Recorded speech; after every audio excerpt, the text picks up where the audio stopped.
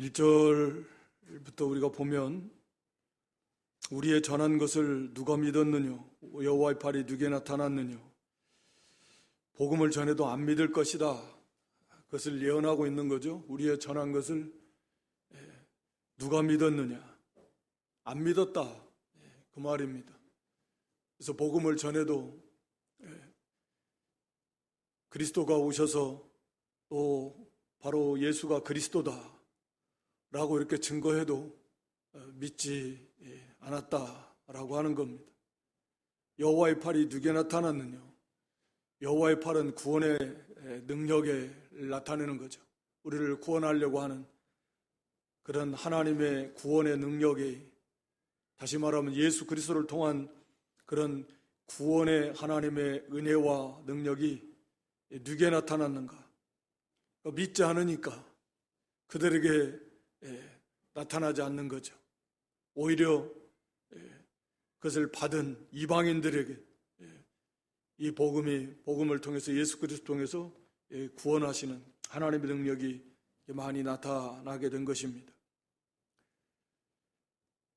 거기 2절은 이제 예수님께서 이렇게 비천한 모습, 이 땅에 오셔서 이렇게 당하시는 그런 예수님의 모습을 이렇게 그리고 있는데, 2절에 보면 그는 주 앞에서 자라나기를 연한 순 같고 마른 땅에서 나온 줄기 같아서 고운 모양도 없고 뭐 풍채도 없고 흠모할 만한 아름다운 것이 하나도 없다. 인간의 생각과 기준으로 볼 때 매력적인 게 하나도 없다, 그 말이죠.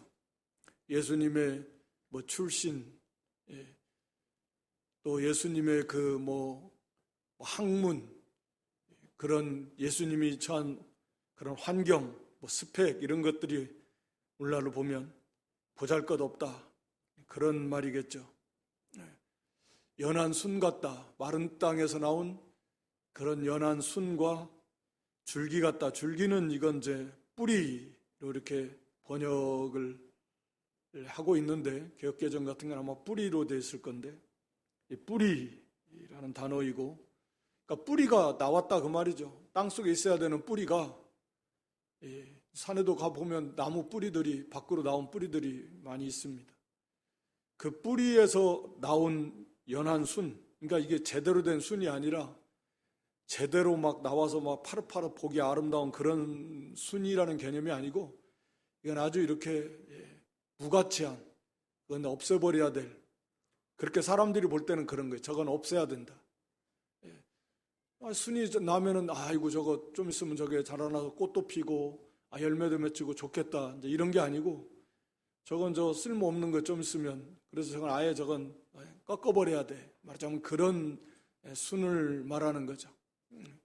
사람들이 볼 때 그렇게 볼품없는 마른 땅 자체가 옥토도 아니고 척박한 마른 땅인데, 거기에서 뿌리까지 밖으로 노출되고 거기서 뭐 또 이렇게 싹이 나오니 얼마나 위태위태합니까?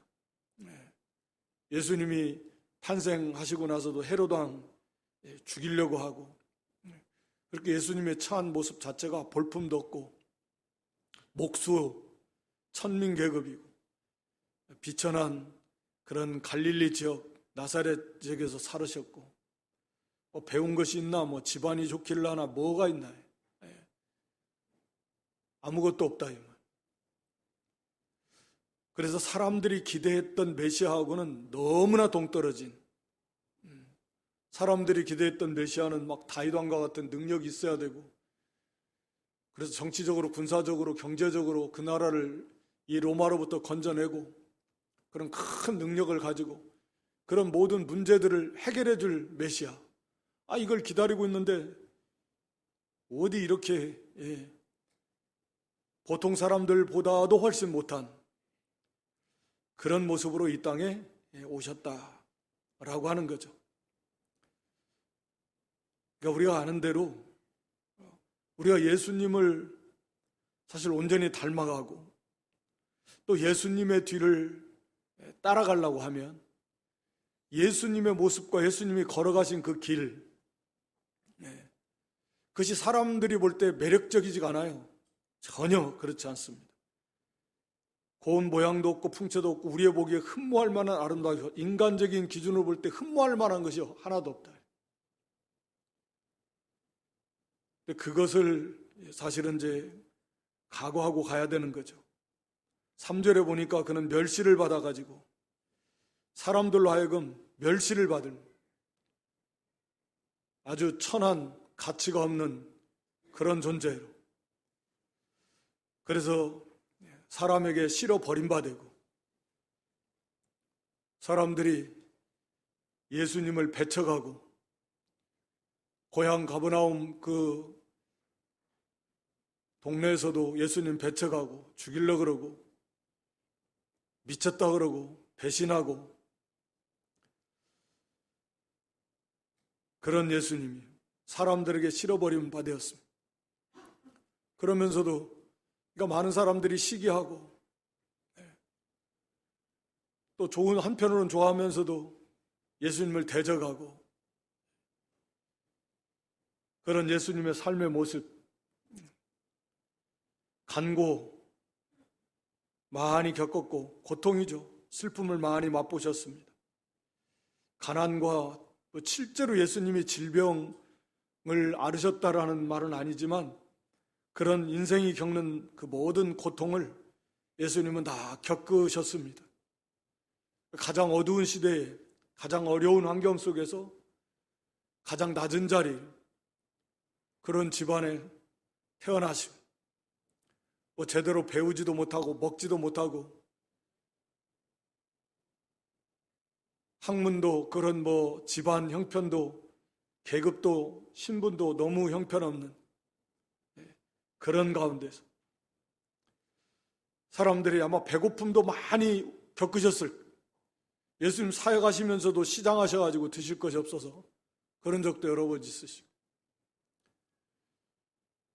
그러니까 인간들이 죄로 인해서 당하는 고통에 대해서 많이 체휼하시고 그 어려움들을 친히 예수님이 다 많이 겪으셨습니다. 육신을 입으시고 어려서부터 목수 일을 배우면서 부모를 섬기면서 공생이 시작하기 전까지 얼마나 일을 또 많이 했겠어요.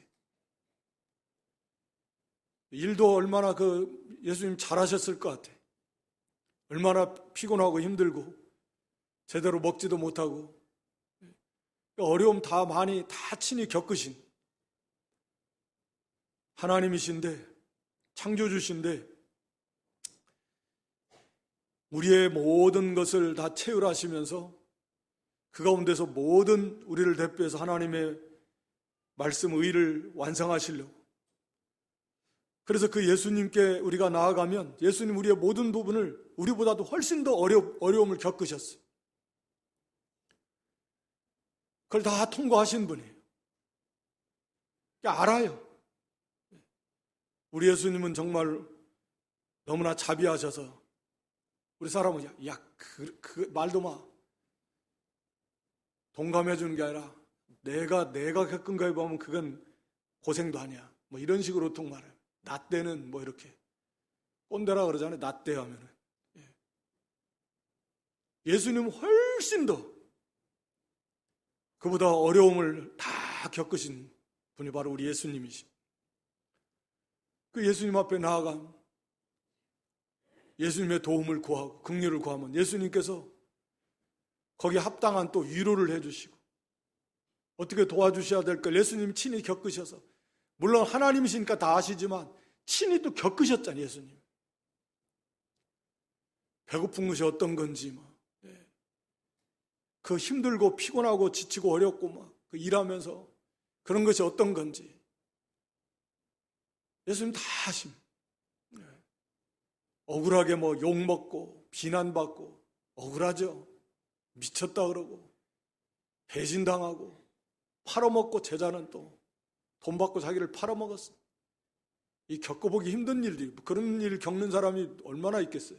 이 땅에 살면서. 우리 예수님은 다 겪어보죠. 그래서 그 주님 앞에 우리가 나아가서 다 고하면 우리를 다 아시니까, 친히 겪어보셨으니까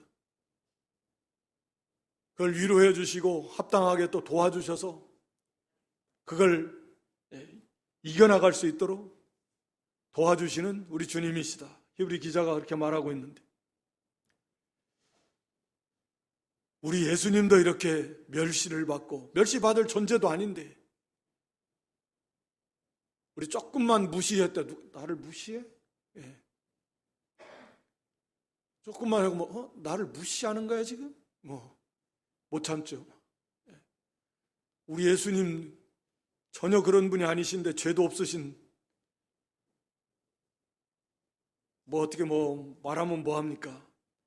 근데 멸시를 받는, 버림을 당하고 고난도 많이 겪으시고, 마치 사람들이 보기 싫은 것처럼, 얼굴을 가려서 보기 싫은 것처럼, 너무 더럽다, 너무 천하다, 추하다, 고개를 돌리고 그런 취급을 받으셨다 그 말이에요. 그런 취급 받는 분이 있어요. 그랬다가는 한번 누가 죽나 누가 한번 보자. 너는 얼마나 잘났냐. 우리 주님은 그런 취급을 당하셨습니다.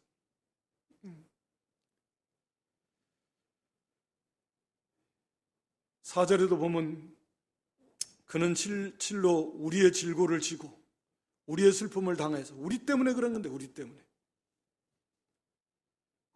우리 때문에 우리를 위해서 우리 대신 그걸 다 겪으시면서 그 속에서 의를 이루셔야 되니까, 마지막 아담으로 새로운 인류의 구원의 주님으로 오셨잖아요.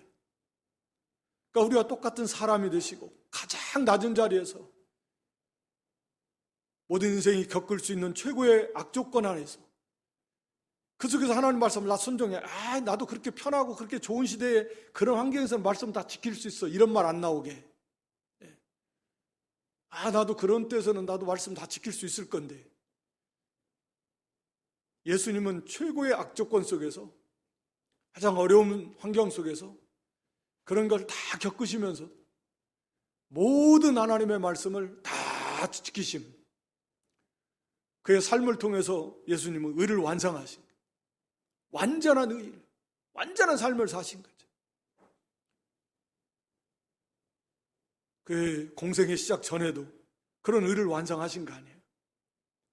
그런 어려움 속에서 하나님의 의를 이루신 거 아니에요. 완전하게. 그 마음, 생각, 뜻 할 거 없이 그렇게 해서 하나님의 뜻을 완벽하게 그런 어려움 속에서도 다 이루신 거예요. 우리를 대표해서. 우리가 첫사람 아담이 실패했으니까 우리를 위해서, 우리의 죄 때문에 우리를 구원하시려니까. 그래서 우리의 질고 우리의 슬픔, 우리가 당해야 되는 우리의 고난과 슬픔을 예수님이 다 겪으시면서 그 속에서 의를 이루셨다라고 하는 거죠. 그런데도 우리는 생각하기를 예수님 무슨 죄가 있어가지고 하나님 앞에 징계받는다, 이렇게 생각했다라는 거예요.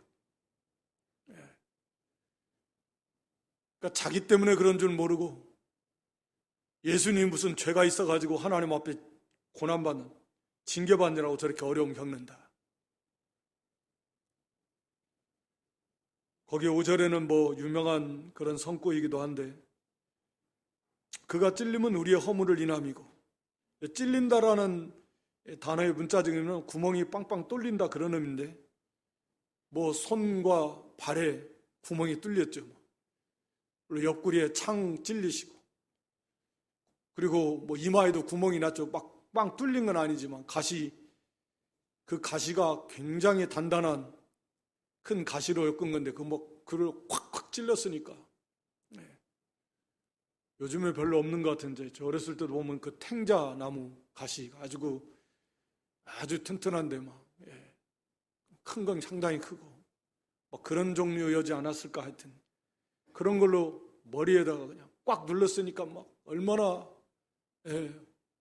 머리가 삥 돌아가면서 다 찔려가지고 피가 나고 고통이 얼마나. 움직일 때마다 이 혈관도 있을 건데 이게 뛸 때마다 자극이 가고.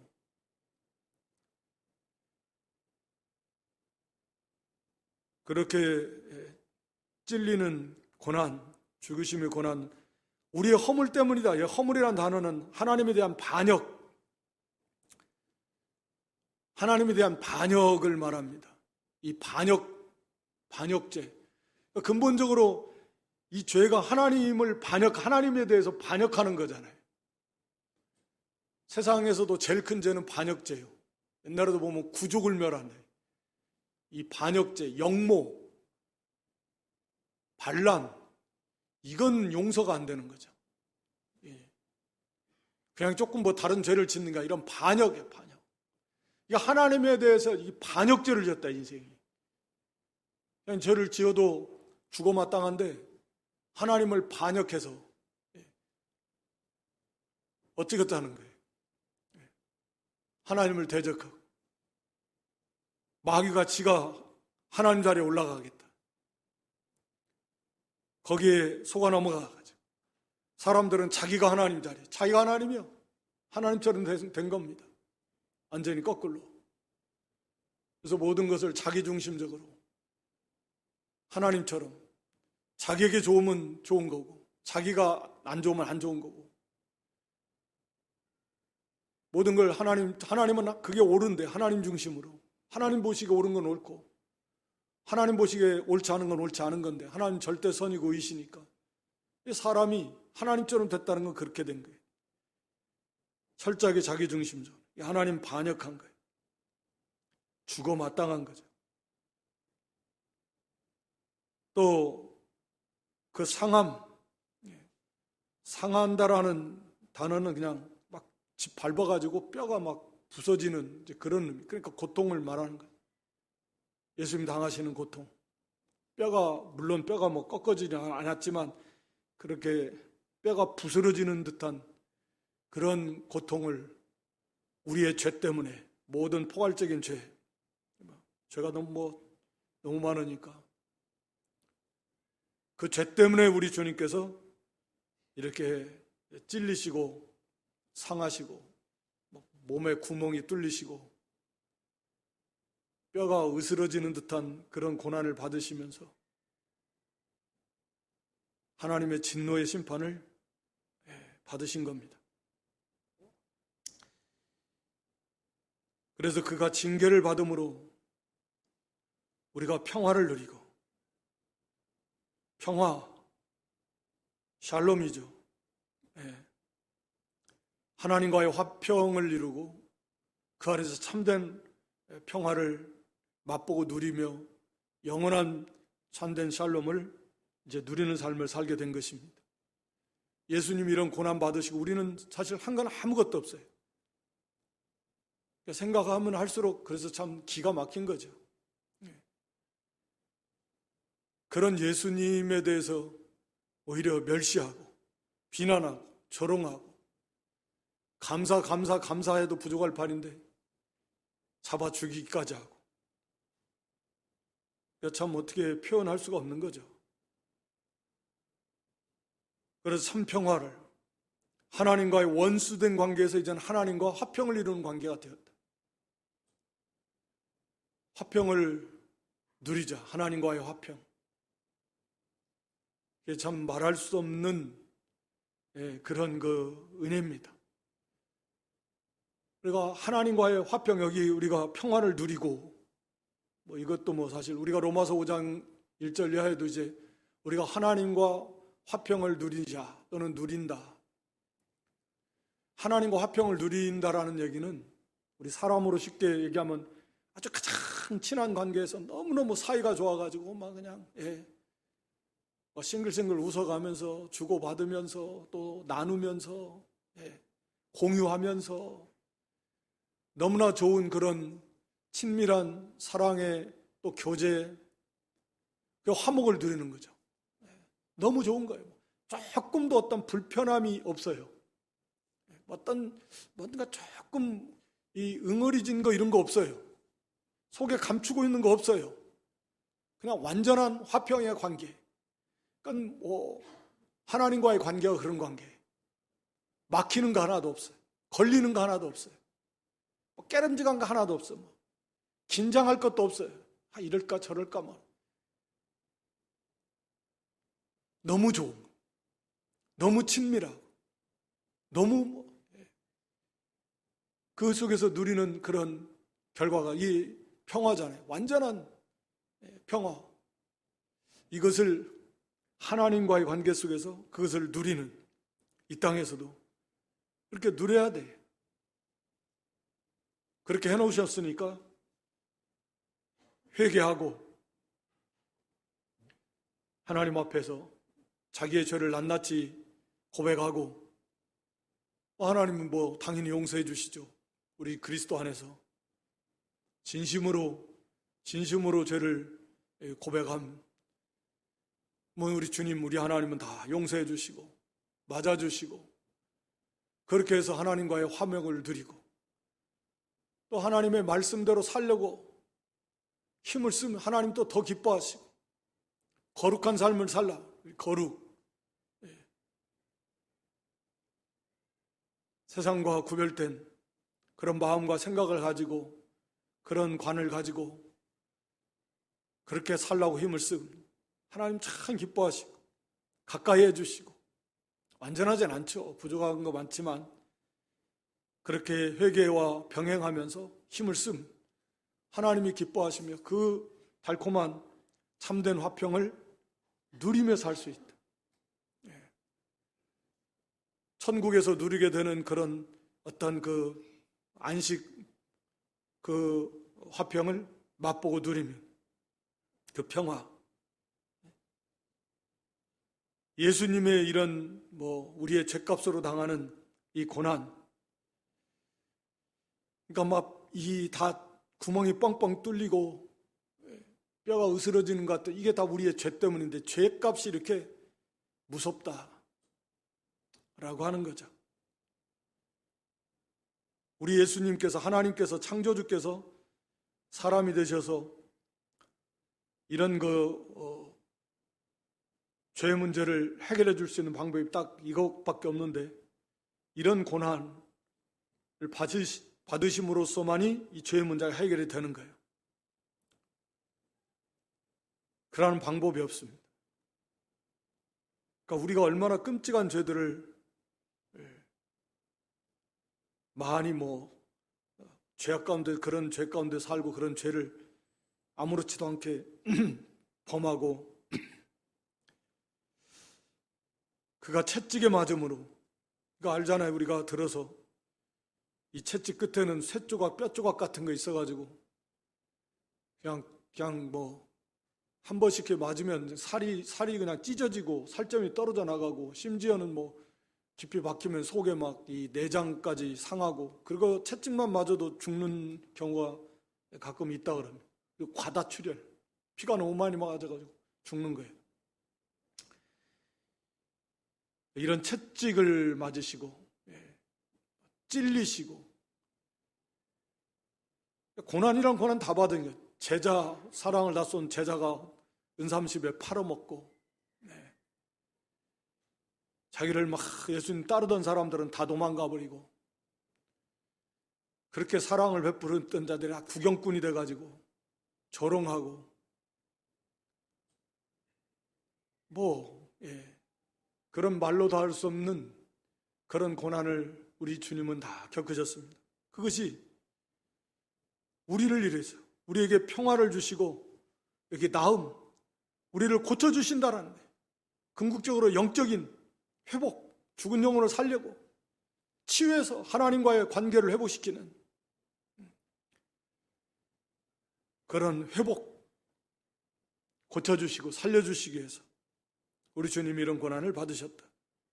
6절에 보니까 우리는 다 양 같아가지고 다 한 사람도 예외 없이 양, 여기서는 부정적인 의미잖아요.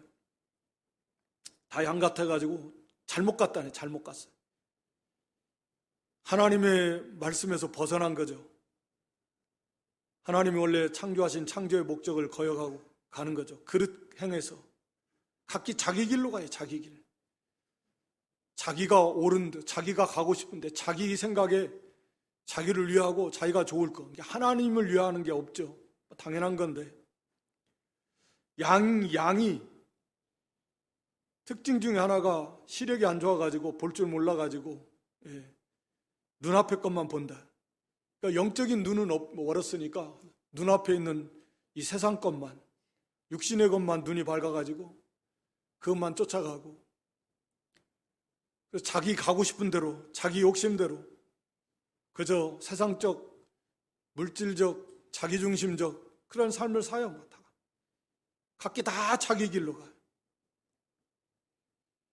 다 망해야 되는데 여호와 하나님께서는 우리 무리의 죄악을 예수님에게 담당시키셨다.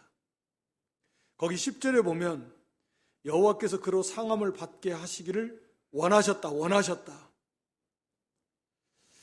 이 원하셨다는 즐거움으로 원하시는 예수님이, 아니 하나님께서 우리의 모든 죄를 예수님에게 다 그 죄를 담당하고 우리 예수님이 그 죄값으로 상함받게 하는 것을 하나님이 원하셨다라. 그러니까 참 하나님의 사랑도 그래서 우리가 참 이해가 안 될 만한 사랑이죠. 어떻게 그 사랑을 이해가 됩니까? 그 사랑이 하나님의 사랑. 또 예수님은 또 그 기쁨이 마음이 같으시니까, 삼위일체시니까 이게 그 사랑이에요. 참 그래 기이한 사랑입니다. 그래서 하나님께서 우리 모든 죄를 예수님에게 다 담당시키시고 그 고난 다 받게 하시고 그 예수님에게 우리에게 쏟으셔야 할 하나님의 공의의 진노를 예수님에게 쏟으신 거죠. 7절에 보면 그가 곤욕을 당하여 괴로울 때에도 입을 열지 아니하였다. 끝까지 참으시는 거죠.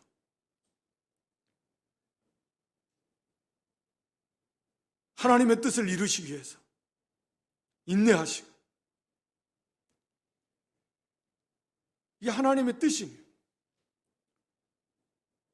그래서 뭐 힘들다, 이게 너무 감당하기 어렵다, 또 어떤 뭐 불평이나 원망이나 또는 자기 변호, 그런 일체 아무 말씀 없으시고 끝까지 묵묵하게 인내하시면서 예수님께서 이 사명을 감당하셨다라고 하는 거죠. 그래서 마치 도수장, 마침 도축장이라는 의미나 비슷합니다. 이게 죽이는, 이 짐승 잡는 그 사람, 거기로 끌려가는, 거기에 끌려가는 양처럼, 털 깎는 자 앞에 잠잠한 양처럼 그렇게 잠잠하게, 사람들이 볼 때는 저희가 도대체 말할 수도, 변명할 건덕지도 없을 만큼 얼마나 죄를 많이 지었으면 어디 말 한마디 안 하고 보통 다 변호합니다. 나는 죄가 없다, 억울하다, 사실이 아니다. 그렇지만 우리 예수님은 이 하나님의 뜻이니까 우리를 위해서 가는데 사람들은 그걸 오해하는 거죠. 할 말이 없나 보다, 하도 죄를 많이 지어가지고 그렇게 오해하고 또는 비난하고 조롱하고 그랬겠죠. 그래서 8절에 그가 곤욕과 신문을 당하고 끌려갔으니 그 세대 중에 누가 생각하기를 그가 산자의 땅에서 끊어지면 마땅히 형벌을 받을 내 백성, 그러니까 우리 죄 때문 그렇게 생각하는 자가 없었다 그 말이죠. 9절에도 그는 강포를 행치 아니하였고 그 입에 괴사가 없었으나 그 무덤이 악인과 함께 되었다라. 악인과 함께 되었다라는 말은 악인 취급받았다, 강도 취급받았다. 그래서 두 강도와 함께 십자가에 달리신 거예요.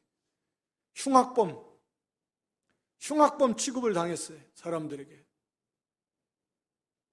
예수님이 여기 괴사, 강포, 이건 어떠한 죄도 당연히 하시지 않았습니다. 아무 변호도 안 하셨는데요. 나는 죄가 없지만 너희들의 죄 때문에 내가 이렇게 고난받는, 이런 말씀도 안 하죠. 그냥 묵묵히. 그러니까 우리가 오해를 받을 수도 있고, 또는 심지어는 정반대로 선을 행했는데 그로 인해서 말로도 할 수 없는 고난을 받을 수도 있지만, 그 예수님, 이런 데 목적 중에 하나인데 예수님을 생각하면서 때로는 묵묵하게 주님의 뒤를 따르는 거죠. 그래서 예수님의 무덤이 악인과 함께 되었다. 악인 취급을 받으셨지만 거기까지, 그 묘실이 부자와 함께 되었다라는 말은 하나님이 거기까지는 더 이상 허락하지 않았다. 그 이상은 악인 취급을 받았다. 무덤이 악인과 함께 되었다. 악인과 함께 이렇게 매장 무덤에 함께 같이 죽임당했으니까 그렇게 됐지만 하나님께서는 부자 아리마대 요셉을 통해서 그런 한 번도 매장 당하지 않은 그런 깨끗한 부자의 무덤에 예수님의 시신이 안치되도록 했다. 다시 말하면 예수님이 심히 존귀하신 분이시다라고 하는 걸 하나님께서는 그것을 높여주시고 인정해 주시는 거죠. 그러니까 그때까지는, 십자가에서 죽으실 때까지는 그건 예수님이 당하셔야 되지만 죽으신 다음에는, 그때는 이제 하나님께서 그때까지는 더 이상은 이제 안 된다, 마치 그런 거죠. 그래서 그들은 악인의 하나, 강도의 한 사람 그렇게 취급해서 그렇게 무덤도 그렇게 쓰려고 했지만 하나님은 거기까지는 아니야. 이미 십자가 죽으심으로까지 해서 예수님의 사역은 다 완성하시고 끝난 것이고, 그래서 이제 그 무덤을, 새 무덤, 아주 존귀한 무덤, 좋은 무덤, 그래서 아주 그 존귀한, 예수님이 존귀하신, 죽음을 존귀 여기신 그런 이제 하나님의 사랑과 은혜가 나타났다, 그 말입니다. 그 묘실이 부자와 함께 되었다라는 말은 우리 예수님이 당하신 고난은 우리가 항상 깊이 좀 묵상하며, 말씀이 육신이 되어서 이 땅에 오시고 우리와 똑같은 죄만 없으시지 연약 인성을 가지시고 고난 많이 받으시고 가난의 고통, 이런 죄로 인한, 질병으로 인한 고통당하는 사람들 그 고통을 많이 채우라 하신, 그 어려움도 많이 겪으신, 가난의 고통을 많이 겪으셨으니까 굶기도 많이 굶고 일도 많이 하시면서 얼마나 피곤하고 힘들고 이런 것도 다 겪어보시고, 집이 어디 있습니까? 자동차가 어디 있습니까? 우리 예수님은 그렇게, 그리고 찔림 당하시고 구멍 뚫리시고 채찍 당하시고 희롱 당하시고 뺨 맞으시고 침뱉음 당하시고 배반 당해서 제자한테, 그래서 이렇게 30에 팔려가고 불의한 여기 재판, 8절에 곤욕과 심는 이 불의의 재판을 말하는데 그런 불의한 재판을 받으시고 하여튼 고난 다 받으셨습니다. 그것뿐만 아니라 십자가에서 이제 하나님의 진노의 심판을 받으시는 하나님과의 이제 관계 속에서 당하는 그 고통은 이런 모든 육신의 어떤 고통을 뛰어넘는 고통인데, 예수님께서도 너무너무 그게 커서 할 수만 있다면, 하나님의 뜻이라면 이렇게 좀 감해줄 수 있었으면 하신 만큼의 그런 고난이셨는데, 그러다 하나님의 뜻대로 되기를 원하신 거죠. 이런 예수님의 고난을 우리가 묵상하면서 하나님의 사랑, 예수님의 사랑, 나를 위해서 이렇게 고난받을 사람이 비슷한 있을까? 없습니다. 없어요. 나를 이렇게 사랑하신 분, 우리 예수님, 무슨 어디 그런 복음성가 가사도 많던데, 하나님 독생자를 주시까지 사랑하신 그 사랑을 우리가 좀 많이 묵상해야 되고요. 나를 위해서 이렇게 고난받으신, 이렇게 나를 사랑하신 예수님의 사랑, 우리 한 사람 한 사람을 위해서 십자가를 바라보면서 이렇게 사랑하신 그 예수님, 그러니까 외로울 것도 없습니다.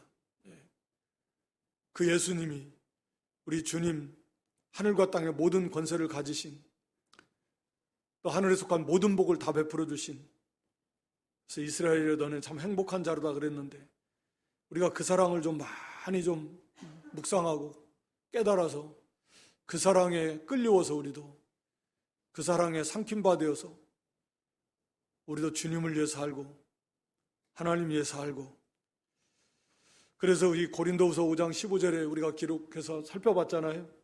이제는 다시는 자기를 위해서 살지 말고 누구를 위해서 살라고요? 예, 우리를 위해서 죽었다가 다시 사신 분 예수 그리스도, 그분 위해서 살라고. 자기를 위해서 사는 건 죄니까. 지금껏 자기를 위해서 살았잖아요. 거기 다 양 같아가지고 각기 제 길로 갔잖아요. 6절에 우리는 다 양 같아서 그릇 행하여 각기 제 길로 갔어. 이게 죄의 길이거든요. 그냥 죄 가운데 있는 삶입니다. 근데 이제 자기를 위해 살지 말고 예수님 위해 살라고. 그게 의요 생명이니까요. 그게 행복이니까요. 자기를 위해서 사람, 그게 망하는 거예요. 망하는 거예요. 우리가 예수님을 믿는다고 하면서도 온전히 이렇게 주님을 위하지 못한다고 하면 아직도 먼 거죠. 주님은 여전히 나를 도우시는 분, 나의 행복, 나의 성공, 나의 미래를 위해서 그런 거 아닙니다.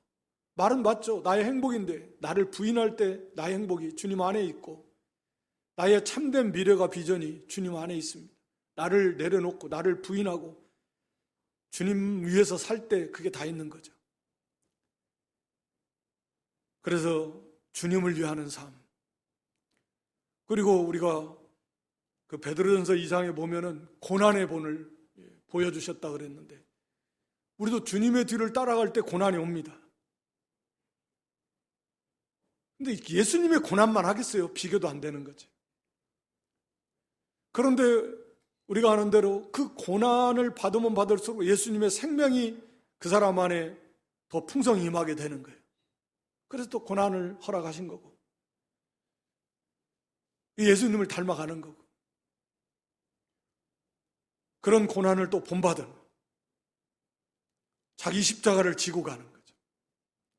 그러니까 예수님의 고난을 묵상하시고, 또 연세에 있으신 분도 마찬가지지만 말씀을 자꾸 많이 외우시면 치매에도 예방되고 좋대요. 이게 자학과 암송 많이 하시는 게 좋을까? 예수님의 그 고난 속에 나타난 하나님의 사랑, 그리스도의 사랑, 우리의 죄의 심각성,